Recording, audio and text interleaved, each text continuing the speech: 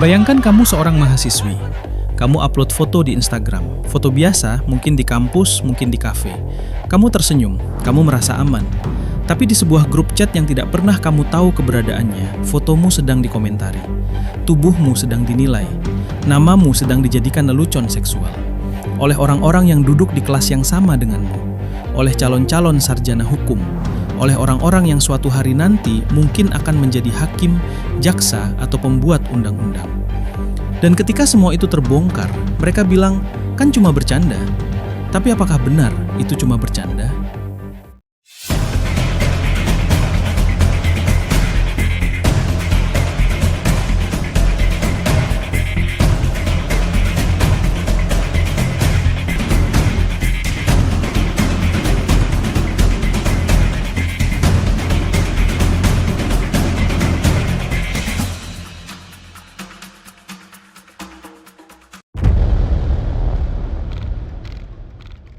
Pada tanggal 11 April 2026, sebuah akun di X dengan handle @direktoridosen mengunggah sebuah thread.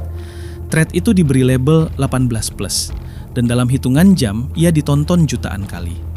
Isinya adalah tangkapan layar dari grup chat mahasiswa Fakultas Hukum Universitas Indonesia, salah satu fakultas hukum paling prestisius di Asia Tenggara. Tapi yang tertulis di dalam chat itu bukan diskusi tentang hukum tata negara atau jurisprudensi. Yang tertulis adalah komentar vulgar sehari-hari, objektifikasi tubuh perempuan, lelucon cabul terhadap foto Instagram mahasiswi sesama kampus, serta frasa-frasa yang oleh para ahli dikategorikan sebagai narasi kekerasan seksual. Hukum online melaporkan bahwa FHUI langsung membentuk tim investigasi untuk menyelidiki dugaan pelecehan seksual berbasis digital ini. Detik mencatat bahwa 16 mahasiswa teridentifikasi sebagai anggota aktif grup tersebut, dan universitas mengancam sanksi akademik, termasuk kemungkinan drop out. Dekan FHUI memberikan respons resmi yang dikutip oleh Republika dengan 12.000 likes dan 664 komentar, menunjukkan betapa masifnya perhatian publik terhadap kasus ini. Tapi di balik semua kronologi dan respons institusional itu, ada pertanyaan yang jauh lebih dalam dan jauh lebih mengganggu. Bagaimana bisa sekelompok mahasiswa hukum, orang-orang yang secara literal sedang belajar tentang keadilan, hak asasi manusia, dan perlindungan hukum, justru menjadi pelaku dari hal yang seharusnya mereka lawan? Dan jawabannya, seperti yang akan kita bedah hari ini, ada di psikologi kelompok yang gelap. Tadi nggak kedengaran. Kalimatnya adalah dia berarti konsen. Saya mohon maaf.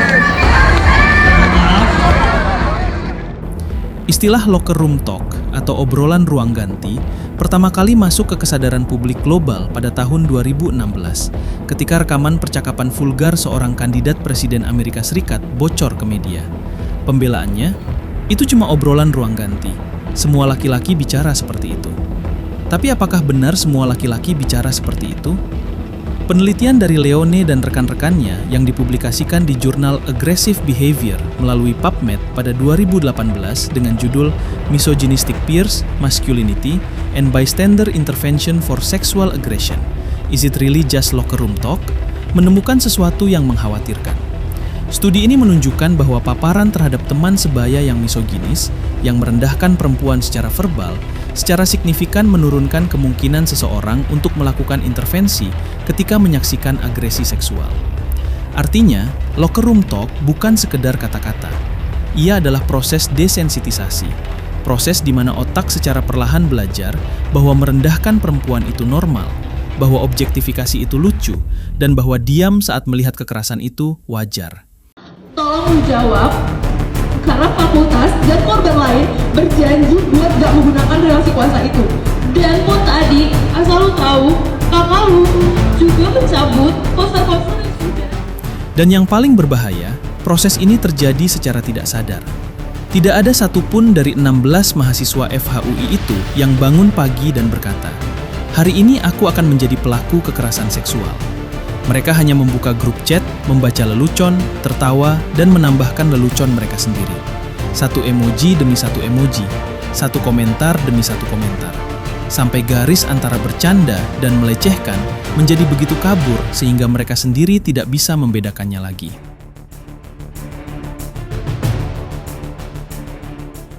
Ada sebuah konsep dalam psikologi sosial yang disebut deindividuasi, kondisi di mana seseorang kehilangan kesadaran akan identitas individualnya ketika berada dalam kelompok.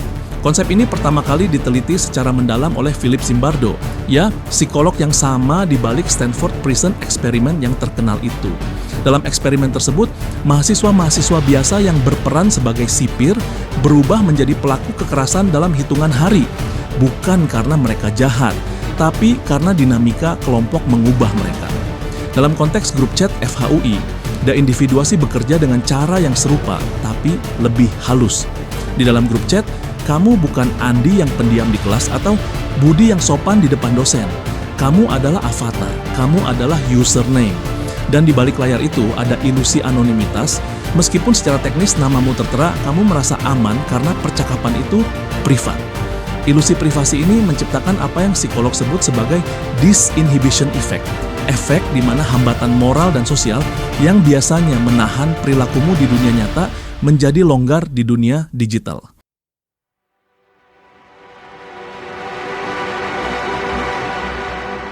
Kamu mengatakan hal-hal yang tidak akan pernah kamu ucapkan di depan orang yang kamu bicarakan. Dan setiap kali komentar vulgarmu mendapat emoji tertawa dari anggota grup lain, otakmu mendapat reward dopamin, validasi sosial, penerimaan kelompok, dan siklus itu berputar semakin vulgar, semakin banyak tawa, semakin banyak dopamin, semakin hilang batas. Manuela Tomae dan Aphrodite Pina dari University of Kent mempublikasikan penelitian yang menjadi salah satu referensi paling penting dalam memahami hubungan antara humor seksis dan kekerasan seksual.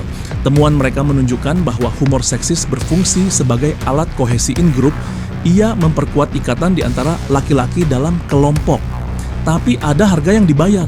Humor seksis juga secara langsung berkorelasi dengan peningkatan toleransi terhadap pelecehan seksual dan penurunan empati terhadap korban. Ini bukan teori abstrak. Ini adalah mekanisme psikologis yang bisa menjelaskan dengan presisi apa yang terjadi di grup chat FHUI.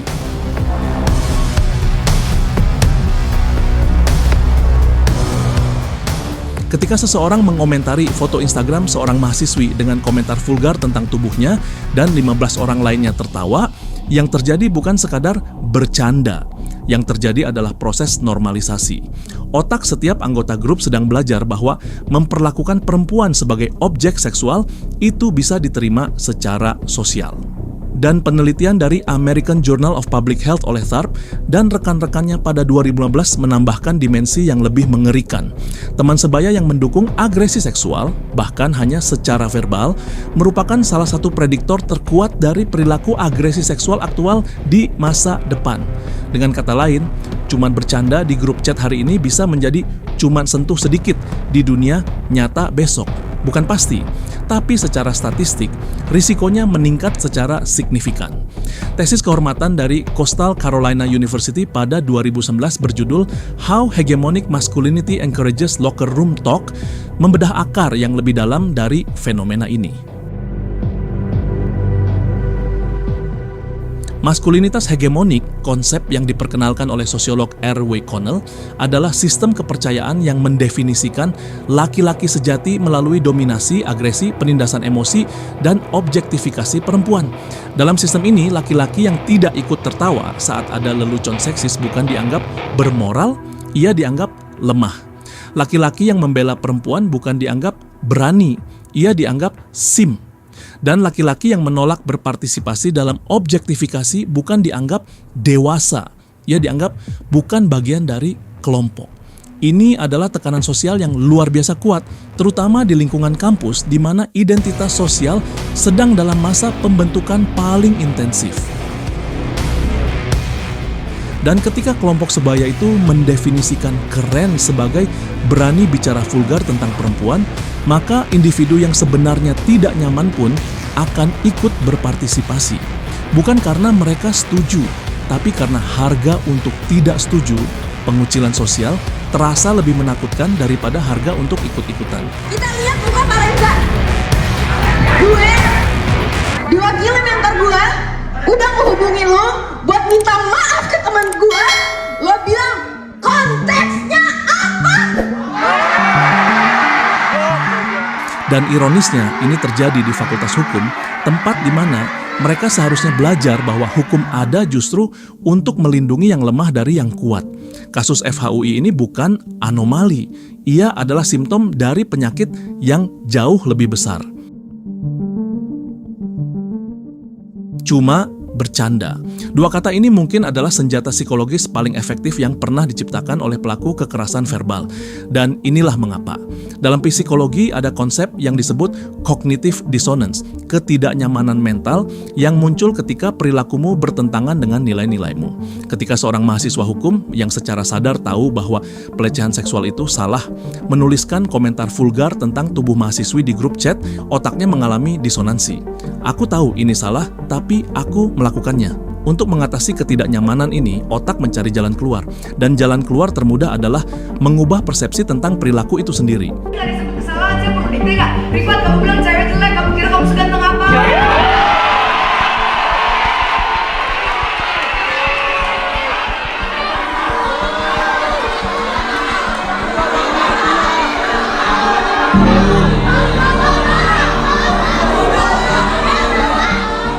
Ini bukan pelecehan, ini cuma bercanda.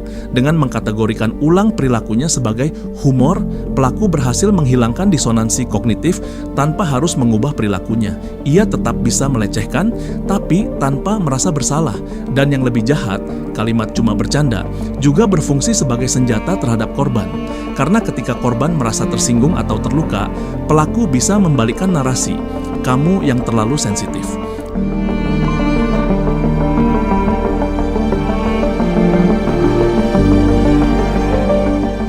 Semakin lama kamu berada di grup chat seperti itu tanpa bersuara, semakin kecil kemungkinanmu untuk bersuara di masa depan.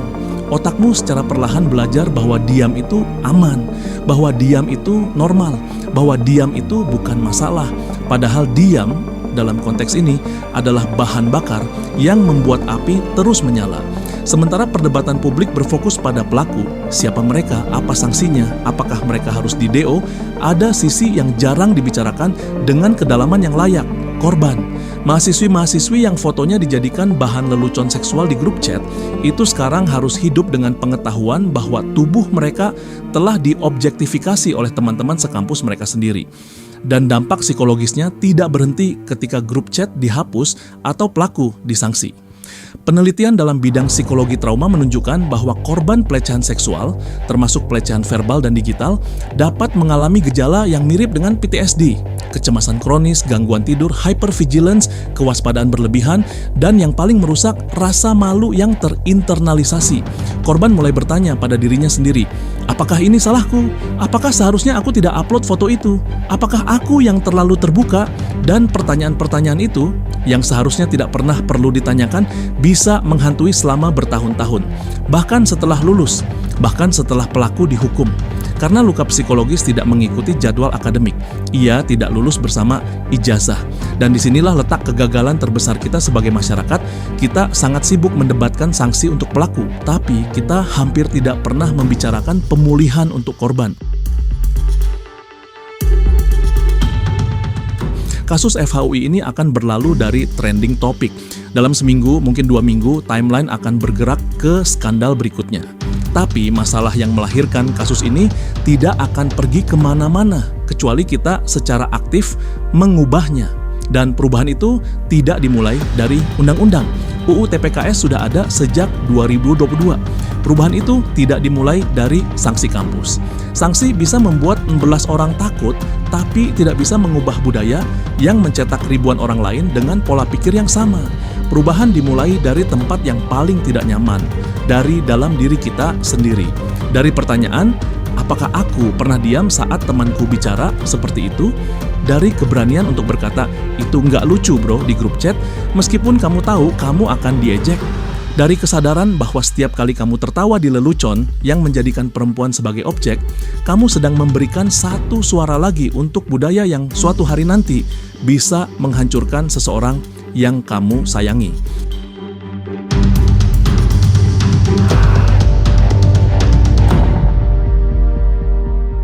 Perubahan paling efektif terjadi bukan dari hukuman top-down, tapi dari intervensi peer-to-peer. Dari satu orang di dalam kelompok yang berani berkata tidak, Karena ternyata yang dibutuhkan untuk menghentikan locker room talk bukan polisi, bukan hakim, bukan dekan.